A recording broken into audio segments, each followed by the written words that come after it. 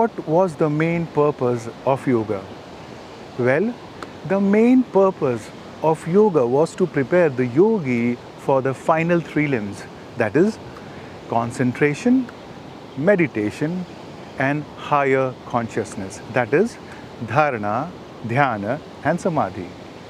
But friends, the irony is we are all stuck at the physical level. That is mostly asanas, less of pranayam and meditation.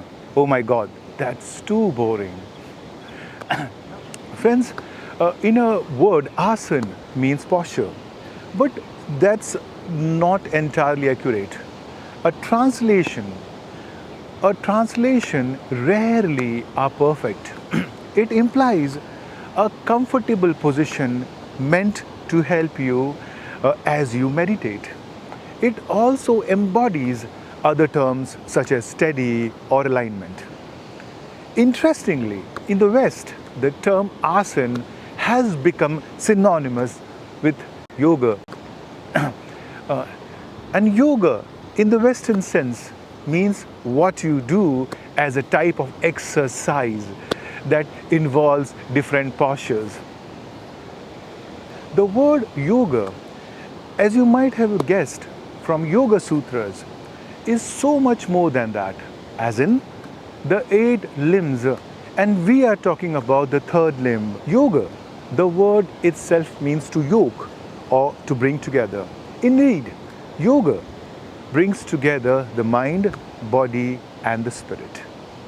Effectively, to use different alignments to help you in your meditation practice.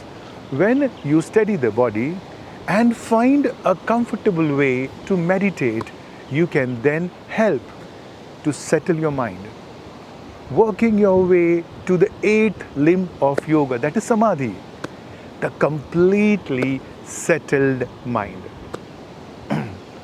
Interestingly, Patanjali doesn't talk much about asana. To him, they are just secondary to meditation. He suggested that you help your body to become more limber, to assume different meditative postures. But that was it. In his Yoga Sutras, the asanas, just 2 or 3 mentions. The physical posture should be steady and comfortable. They are mastered when all efforts is relaxed and the mind is absorbed in the infinity. In our effort to develop strength and flexibility, the asana practice is sometimes forgotten. The power of asana to lead us to the higher goals of yoga mastery of the mind and deeper connection to the inner self. When we strive for perfect poses, or when our perfect becomes routine, our attention is externalized and we lose sensitivity to the inner world. How can we practice in a way that leads to a deep sense of awareness? One of the 3 aphorisms in the subject, Yoga Sutra says, Sthiram, sukham, asanam. Asana is a steadiness and comfort. Steadiness and comfort is described in a state of being, as well as the experience of the physical body in an asana. It is a state of being seated in ourself, of the body, being comfortable with the mind, and the mind being comfortable with the body. In this way, the body can support the expansion state of beautifulness, clear, calm mind. But all too often we unseat our inner ease with a lack of body awareness and untrained mind. This restricts our inner space and makes us small-minded. On the physical level, we experience this as an inability to breathe and to move freely. Tension settles in our shoulders, neck, pelvis, lower back, and deeper in the organs. and the mind recoils from the discomfort. The idea of the asana is centuries old. Yoga, as we know it today, however, is recent phenomena. This is actually quite telling. Yoga, as we know it in the West, only developed in late 1920s and 30th century as a blending of Western gymnastic and wrestling moves, as well as influences the indigenous people in India and Indians, combat poses from others. Indeed, the yoga pose that so many people practice are heavily westernized, including in India itself. The yoga of the East was secondary to the practice of regular meditation and included few postures. Even in India, the use of many different postures didn't happen until 1920s or 30s, when physical exercise became popular. In asana practice, the mind activity successfully restricted and the body is to remain externally motionless and internally undistracted atmosphere. The asanas are designed so that the body may feel comfortable, and thus for the duration of meditation, the body is no concern to the mind. So the sadhaka or the practitioner's consciousness may take priority in his awareness and being. Practice of asana helps one develop non-attachment to the body and objects of physical enjoyment, and increased capacity of carrying out the responsibility of life and the yogic path. In Ayurvedic medicine, equilibrium signifies a health-supporting relationship among the doshas. In physiological terms, equilibrium pertains to the conditions such as coordination, nervous and muscular control for maintaining the body's posture. And that is what we call neuromuscular coordination. Equilibrium is treated in the Yoga Sutra in terms of pairs of opposite. The mastering of the asana produces resistance. The dvandvas, such as heat and cold, pleasure and pain, may be experienced physically and mentally, and they disturb the mind's equilibrium. Reducing one distraction by the dvandvas is integral to the stilling of the vrittis or the activity of the mind. Asana is mastered by relaxation of effort and meditation on the infinite, that is ananta. Ananta literally means without end and can refer to Ishvara.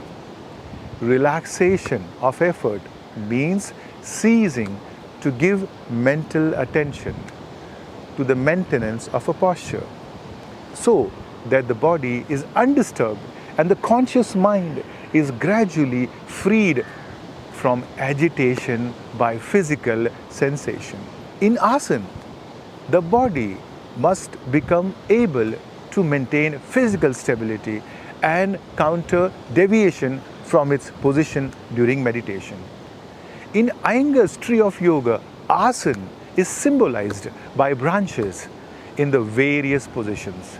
The root of the tree represents yama, that is moral self-restraint. The trunk is the niyama, that is moral commitment. The fourth path of yoga is expansion of the vital energy, that is prana, through control of breath, pranayama. Pranayama is represented by the leaves that permeates the tree's respiratory system. Swami Vivekananda, who was instrumental in introducing Hinduism to the West, gives brief descriptions of asanas in classical or Raja Yoga. He recommends that one should choose a meditation posture that he can maintain for a long time, where the spinal cord is straight and free and the weight of the body is supported by the ribs and the pelvic. He compares asana to the classical pose as Hatha Yoga. It exercises the health of the physical body. Health in Raja Yoga, he reminds us, it's a mean to an end. Since then, unhealthy or unfit body is the first of the instruction. Result of the regular practice of asana is a more acute awareness of our body and its function. Daily asana provides an opportunity to take account of physical strength and weakness, flexibility, and areas where the energies are blocked. Throughout the day, one may spontaneously notice a posture and circulation and adjust the body to a closer approximation of the excellent posture and circulation promoted during the actual performance of asana.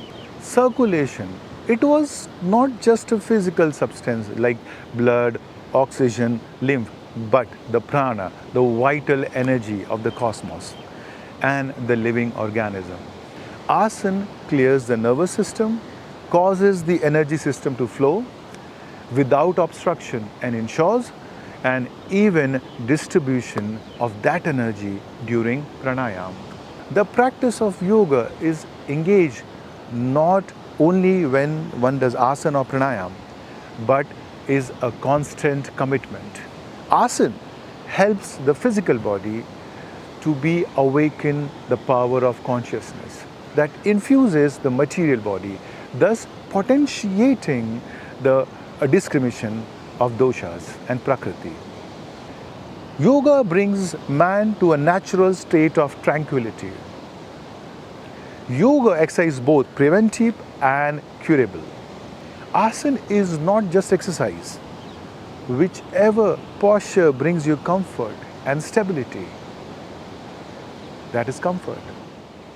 Asana has physically. Yoga brings man to a natural state of tranquility, that is equilibrium.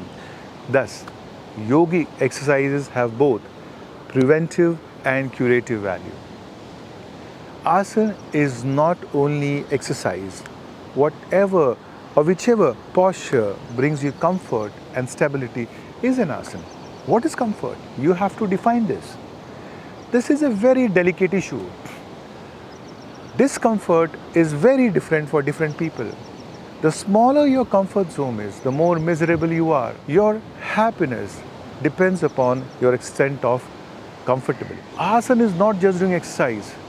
Whichever posture brings you comfort and stability, the smaller your comfort zone is, the more miserable you are. This is because you are comfortable only in a limited sphere.